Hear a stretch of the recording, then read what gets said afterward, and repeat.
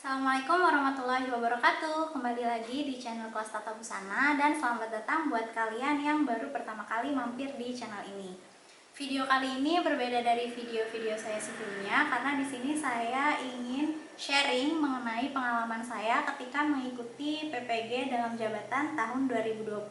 Nah, untuk kalian yang mau tahu seperti apa kegiatan PPG dalam jabatan itu, simak videonya sampai akhir ya.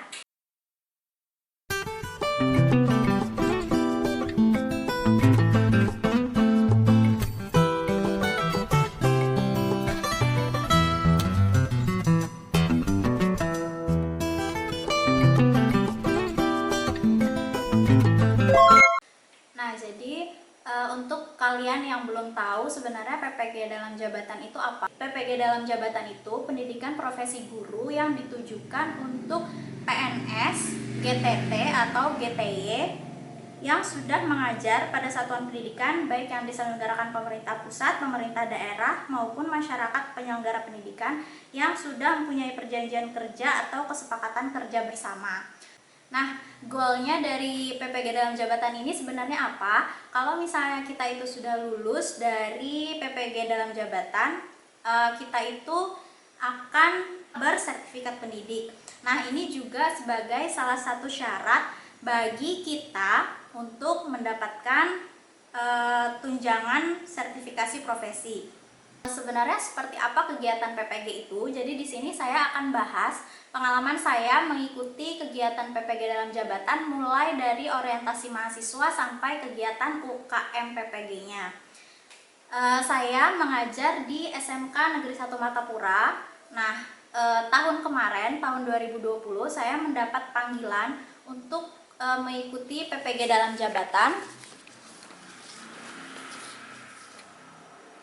Dan saya itu dapat LPTK-nya atau universitasnya itu Universitas Negeri Jakarta. Sebenarnya sebelum ini saya sudah pernah dipanggil, jadi saya ikut pretest itu tahun 2018, kemudian tahun 2019 itu sebenarnya saya sudah dipanggil untuk mengikuti PPG. Waktu itu di Universitas Negeri Surabaya, tapi karena kondisinya tidak memungkinkan untuk saya berangkat, maka saya tidak bersedia waktu itu, jadi saya tidak melakukan konfirmasi kesediaan. Nah, kemudian saya ada panggilan lagi tahun 2020 di Universitas Negeri Jakarta. Pada tahun itu, karena kita sedang dalam kondisi adanya pandemi, jadi kegiatan PPG dalam jabatan itu dilaksanakan full daring, pun dengan yang tahun 2021 ini ya. Jadi dari info yang saya dapatkan, itu kegiatan PPG 2021 juga full daring. Nah, jadi sebenarnya apa saja kegiatan yang kita lakukan selama kita mengikuti PPG dalam jabatan? Ini saya sambil lihat HP karena takutnya lupa. Jadi untuk tahapan PPG sendiri, setelah kita mengikuti pretest, dinyatakan lulus, kemudian kita seleksi administrasi, di mana kalian biasanya pemberkasan, mengumpulkan segala macam berkas-berkas yang diperlukan, mulai dari SK, kemudian foto dan segala macamnya itu.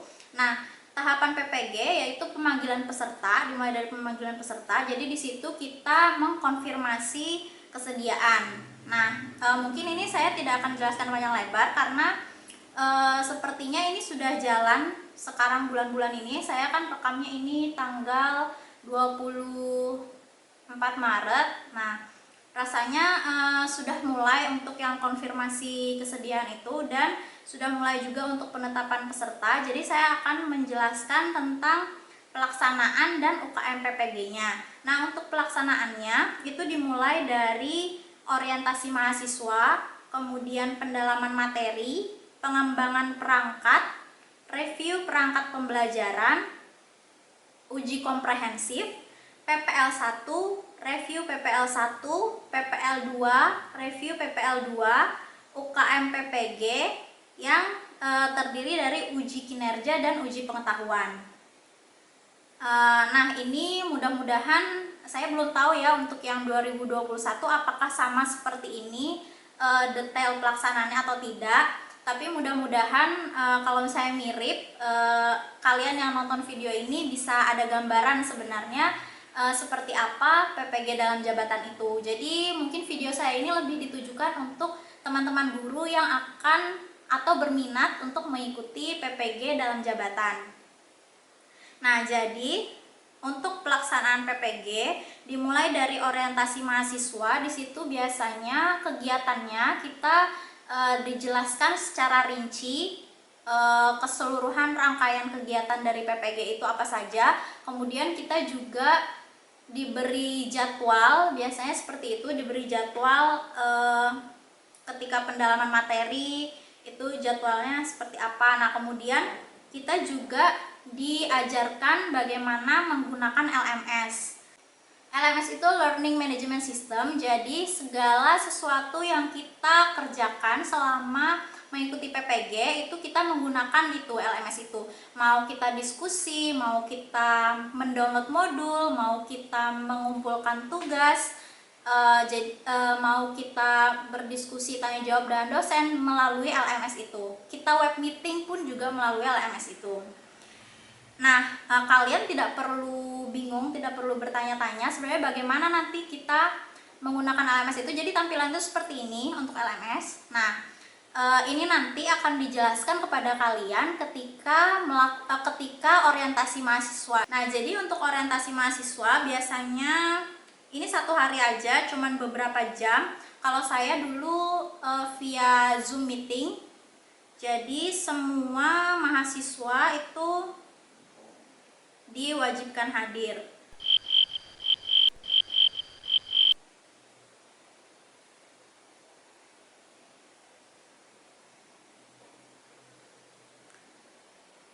Selanjutnya pendalaman materi. Biasanya itu pendalaman materi ketika saya PPG itu selama 30 hari. Jadi PPG ini terdiri dari 3 mata kuliah.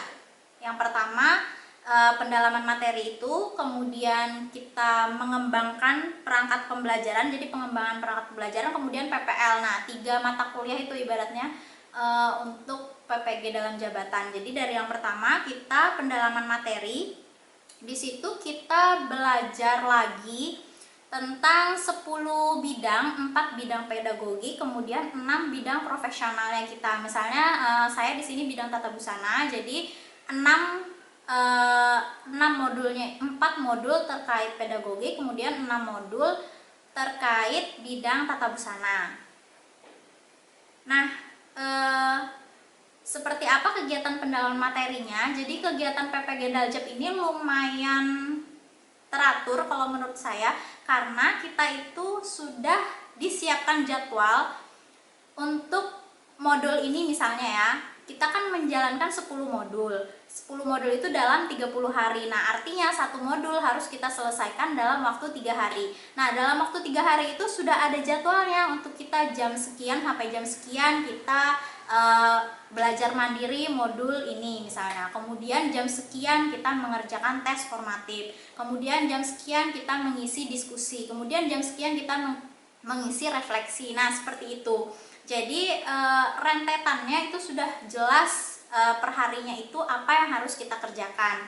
Nah, dari pengalaman saya sebelumnya itu, kita tidak boleh untuk 1 modul itu lewat dari 3 hari. Jadi biasanya LMS-nya itu dikunci. Jadi kita harus menyelesaikan 1 modul itu tidak boleh lewat dari 3 hari seperti itu. Nanti kalau misalnya lewat, jadi saya tuh pernah punya pengalaman sekali waktu. Jadi suatu waktu itu ada waktu itu servernya lagi down atau seperti apa, jadi kami semua para peserta ini tidak bisa mengumpulkan tugas. Kami disuruh menunggu selama itu masih diperbaiki. Akhirnya itu bisa mengirimkan tugas itu jam 10 malam, tapi saya itu sudah ketiduran karena ya memang kegiatan PPG ini tuh cukup menyita waktu ya. Jadi kita sambil PPG, sambil mengajar daring, dan mana yang perempuan-perempuan, terutama ibu-ibu mungkin yang sudah punya anak atau punya balita atau lagi hamil, pasti ya cukup merasa cukup berat lah kegiatan PPG ini. Jadi kita itu harus betul-betul memanajemen waktu. Balik lagi ke cerita tadi, jadi intinya saya telat mengumpulkan itu. Jadi saya telat mengumpulkan tugas, saya bangun dini hari jam 2 itu, saya lihat chat di grup bersama teman-teman gitu. Kami kan ada grup WhatsApp gitu untuk satu bidang prodi. Teman-teman sudah pada mengumpul dan saya dan satu orang teman saya itu yang terlambat untuk mengumpulkan. Ya sudah, akhirnya saya berusaha menghubungi dosen, menghubungi admin. Jadi kita itu punya admin ya. Admin itu yang menginfokan kepada kita para peserta apa-apa saja info-info penting terkait kegiatan PPG dalam jabatan itu. Nah, salah satu fungsinya admin juga membuka kunci dari LMS tadi. Jadi saya hubungi dosen, saya minta maaf karena terlambat mengumpulkan, padahal saya sudah mengerjakan. Kemudian saya juga menghubungi adminnya, minta tolong dibukakan kalau masih boleh, dan alhamdulillah ternyata masih diberi kesempatan waktu itu. Jadi untuk teman-teman yang mengikuti PPG nanti, ketika pendalaman materi itu usahakan usahakan mengikuti jadwal saja. Usahakan mengikuti jadwal yang disediakan, karena ya kalau kita mengikuti jadwal itu insya Allah semuanya bisa tercover gitu. Kalau memang lagi dalam kondisi yang sibuk sekali, ya mungkin bisa disediakan waktunya malam, atau ya memang kegiatan PPG ini harus siap begadang setiap hari ya. Jadi kurang tidur, lelah. Oh iya, jadi di dalam kegiatan pendalaman materi itu ada beberapa kegiatan yang kita lakukan, yaitu kita download modul, kita mempelajari modulnya, kemudian kita mengerjakan tes formatif. Jadi di dalam satu modul itu ada 4 modul lagi, gimana ya? Jadi ada 4 topik lagi biasanya dalam satu modul itu. Nah, tiap topik itu ada tes formatif yang harus kita kerjakan. Tapi tes formatif itu bisa kita kerjakan ulang berkali-kali sampai kita mendapatkan hasil yang sempurna. Jadi kita boleh kok itu mengulang. Kemudian setelah selesai 4 materi tadi atau satu modul tadi, di akhir modul itu ada yang kita kerjakan namanya tes formatif, tes sumatif, dan tugas akhir. Jadi tugas akhirnya itu biasanya berupa esai dan tingkat kesulitannya ya sudah jelas HOTS. Jadi di situ jadi 4 itu berapa ya?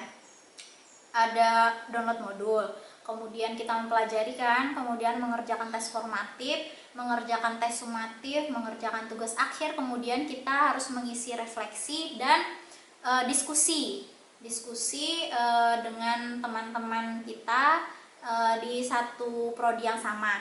Jadi ada 6 itu yang kita lakukan dalam satu modul begitu. Jadi satu modul terdiri dari 4 topik, 4 materi yang di dalamnya terdiri lagi dari 6 rangkaian kegiatan itu. Nah, kemudian setelah pendalaman materi, kita melaksanakan pengembangan perangkat pembelajaran. Ini saya kemarin durasinya selama 12 hari. Nah, apa yang kita lakukan di tahap pengembangan perangkat pembelajaran? Jadi di sini kita itu diminta membuat 3 set perangkat pembelajaran, mulai dari RPP, bahan ajar, media pembelajaran, LKPD itu lembar kegiatan peserta didik, kemudian evaluasi pembelajaran. Nah, kita diminta membuat 3 set yang masing-masing setnya terdiri dari 5 ini. Kita buat ini itu untuk kita gunakan selama PPL 1 dan PPL 2. Jadi kita membuat perangkat pembelajaran ini tuh dengan bimbingan dosen. Jadi kalau saya kemarin itu saya satu prodi itu satu kelas terdiri dari 24 orang, kami dibagi dalam 3 kelompok.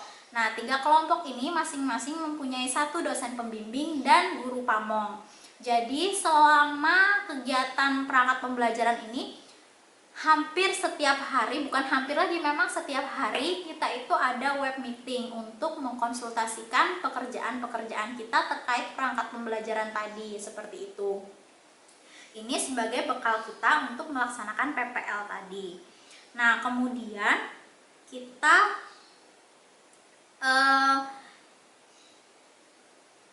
setelah kita membuat perangkat pembelajaran tadi, juga ada kegiatan review perangkat pembelajaran dan refleksi. Nah, di sini tuh betul-betul kita dimatangkan, kita latihan ibaratnya, kita betul-betul dimatangkan perangkat kita apakah masih kurang, ada yang masih perlu direvisi atau tidak. Di sini juga kita itu diminta untuk membuat proposal PTK. Jadi kita membuat proposal penelitian tindakan kelas yang PTK ini nanti akan kita terapkan juga ketika PPL. Jadi kita selain mengajar, kita juga melakukan penelitian tindakan kelas seperti itu. Nah, sebelum kita PPL itu ada yang namanya uji komprehensif. Uji komprehensif ini sederhananya micro teaching. Jadi kita diberi waktu 30 menit untuk mengajar, tapi yang kita ajar adalah dosen. Dan dosen ini bukan dosen pembimbing waktu kita membuat perangkat pembelajarannya. Jadi itu dosennya kayak di rolling. Misalnya kelompok A, B, C. Saya kelompok A dibimbing oleh dosen 1, ya ketika uji komprehensif saya akan diuji oleh pembimbing atau dosen dari pembimbing di kelompok lain seperti itu. Jadi kita diberikan waktu 30 menit, di situ kita diminta merealisasikan perangkat pembelajaran kita dalam waktu 30 menit itu harus selesai. Jadi kita seperti ngajar biasa, tapi yang dilihat oleh dosen tanpa siswa. Kita di situ melakukan pembukaan ya sesuai dari RPP yang kita buat lah. Kita ada pembukaan, ada kegiatan inti dan kegiatan penutup. Itu kita diberi waktu 30 menit seperti itu. Kemudian setelah uji komprehensif kita melaksanakan PPL 1 dan review PPL 1. Di PPL 1 kita itu 2 kali praktik mengajar. Jadi kita menggunakan 2 set perangkat dari yang kita kerjakan di perangkat pembelajaran tadi. Apakah RPP yang kita gunakan itu boleh berbeda dengan yang kita buat di perangkat pembelajaran tadi? Sepengalaman saya kemarin itu boleh, tapi ya berarti resiko kita ya, kita bikin ulang semuanya mulai dari RPP, bahan ajar, media, kemudian LKPD dan evaluasinya itu kita ulang semua, dan itu tentunya perlu waktu. Jadi kalau bisa nih teman-teman dipikirkan betul ketika membuat perangkat pembelajaran itu, oh ini yang kira-kiranya nanti pasti akan kepake waktu saya PPL seperti itu, supaya kerjanya itu tidak 2 kali. Nah, di PPL 2 ini juga kita melaksanakan atau merealisasikan dari proposal PTK yang sudah kita buat. Review PPL 1 kegiatannya apa? Kita membahas kelebihan dan kekurangan yang kita peroleh dari kegiatan PPL 1. Jadi misalnya kurangnya kita nih apa nih kemarin, ada yang perlu direvisi lagi atau tidak, seperti itu untuk bekal ke PPL 2-nya. PPL 2 dan review PPL 2 kegiatannya itu sama dengan PPL 1 dan review PPL 1, cuman bedanya kalau yang PPL 2 di situ kita praktek ngajarnya hanya 1 kali. Begitu. Nah, dalam kegiatan PPL ini kita membuktikan kita melaksanakan PPL itu seperti apa. Kita diminta membuat video pembelajaran. Jadi kita merekam aktivitas mengajar kita dan itu kita edit menjadi durasi waktu 10 menit, dan itu kita upload juga ke LMS yang Learning Management System tadi, yang tempat kita melakukan segala halnya selama kegiatan PPG. Jadi seperti itu untuk kita membuktikan kita melakukan PPL-nya. Jadi dari video itu kita akan dikomen nanti dari dosen pembimbing kita, kurangnya seperti apa, yang harus diperbaiki di mana, seperti itu. Kemudian tahap terakhir dari rangkaian kegiatan PPG ini yaitu UKM PPG. Nah, UKM PPG ini terdiri dari 2 kegiatan, ada uji kinerja dan uji pengetahuan. Uji kinerja itu hampir sama dengan kegiatan PPL, jadi kita praktik mengajar. Tapi kalau PPL itu dieditnya menjadi 10 menit, kalau uji kinerja itu kita edit menjadi 30 menit. Jadi durasinya berkali lipat lebih panjang. Selain kita diminta mengirimkan video pembelajaran itu dan durasi waktu 30 menit, kita juga disuruh mengirimkan satu set lagi perangkat pembelajaran, dan ini perangkat pembelajaran itu yang belum pernah digunakan ketika PPL. Seperti itu kalau saya kemarin. Jadi totalnya kita tuh buat 4 perangkat ya. 4 perangkat pembelajaran, 3 untuk digunakan selama PPL, yang 1 kita gunakan selama uji kinerja. Tapi untuk perangkat yang kita gunakan di uji kinerja itu kita tidak diperbolehkan berkonsultasi dan pembimbing. Waktu itu saya seperti itu. Jadi kita buat dengan usaha kita sendiri, berbekal pengalaman dari yang sebelum-sebelumnya kita membuat perangkat pembelajaran itu. Selain itu kita juga disuruh mengirimkan portofolio. Jadi untuk teman-teman nanti itu kalau bisa kumpulkan semua sertifikat-sertifikat kegiatan yang pernah kalian punya. Jadi misalnya kalian ikut seminar, webinar, kemudian kalian punya sertifikat asesor kompetensi, ikut workshop, pelatihan, itu semuanya akan terpakai. Jadi disiapkan aja, karena itu juga akan menambah penilaian di dalam uji portofolio itu. Kalau kalian punya sebuah karya juga boleh. Kalau kalian punya karya yang real, orisinil dari kalian sendiri, itu juga boleh. Jadi saya sebelumnya ketika uji portofolio ini, salah satu yang saya masukkan itu juga channel YouTube. Padahal itu tuh baru saya buat channel YouTube itu betul-betul ketika PPL, karena waktu PPL itu kan ada perangkat yang harus kita buat itu tentang media pembelajaran. Nah, jadi kita dituntut gimana caranya selama pandemi ini, selama pembelajaran daring, siswa tetap nyaman belajarnya dan tetap bisa mengerti gitu materi yang akan kita sampaikan. Nah, salah satunya di situ saya dan teman-teman buat media pembelajaran berupa video yang diupload di YouTube. Jadi melalui PPG ini kami itu mendadak punya channel, mendadak jadi editor, belajar edit ya gara-gara itu. Kalau tidak melaksanakan PPL, mungkin tidak ikut dalam PPG Daljab, mungkin saya sampai sekarang tidak mengerti bagaimana saya harus buat video, saya harus edit, dan jelasnya saya tidak punya channel. Jadi channel itu salah satu karya yang saya masukkan di uji portfolio juga, selain yang lainnya seperti SK asesor kompetensi, kebetulan saya sudah punya. Kemudian saya selama mengikuti PPG Daljab itu mendadak rajin ikut webinar demi mengumpulkan sertifikatnya itu tadi. Lebih bagus kalau kalian yang sertifikatnya itu ada jamnya, jadi di situ bobot nilainya lebih tinggi. Kemudian untuk kegiatan uji pengetahuan, kita melaksanakan itu di LPTK terdekat.